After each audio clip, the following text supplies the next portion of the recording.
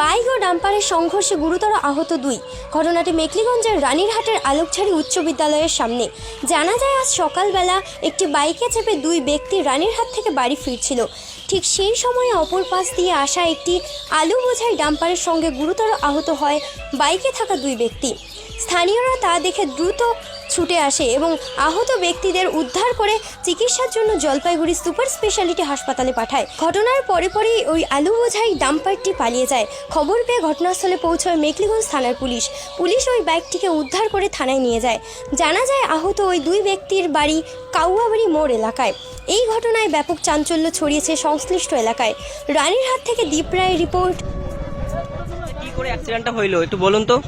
মানে গাড়ি তো এইদিকে যাচ্ছে, ওগুলা এইদিকে আসতেছে। কোন গাড়িটা কোন দিক থেকে আসলো, বাইকটা কোন দিক থেকে আসলো? বাঘ ওই দিক থেকে, রানীহাটের দিক থেকে। হ্যাঁ। আর যেটাতে লাগিয়ে দিয়েছিল যেটা লাগাইছে ওটা আলু গাড়ি, মানে এইদিকে যায়, রানীহাটের দিকে যাচ্ছিল। হ্যাঁ। আচ্ছা, ওই গাড়িটাকে কি ধরে আটক করা হয়েছে? না না, গাড়ি চলেছে, গাড়ি চলে গেছে। সামনে লোক ছিল না। ছেলে দুইটা কোথাকার? ছেলে দেয় সামনে কাউয়া বাড়ি। আচ্ছা, কতজন আহত হয়েছে? ও দুজনে। আহতদের কোথায় নিয়ে গেছে? তো এখন চলে গেল জলপাইগুড়িতে। আচ্ছা, এই জায়গাটার নাম কি? আলমঝাড়ি। আপনার নাম? আপনার মহেশ বর্মন। ঠিক আছে।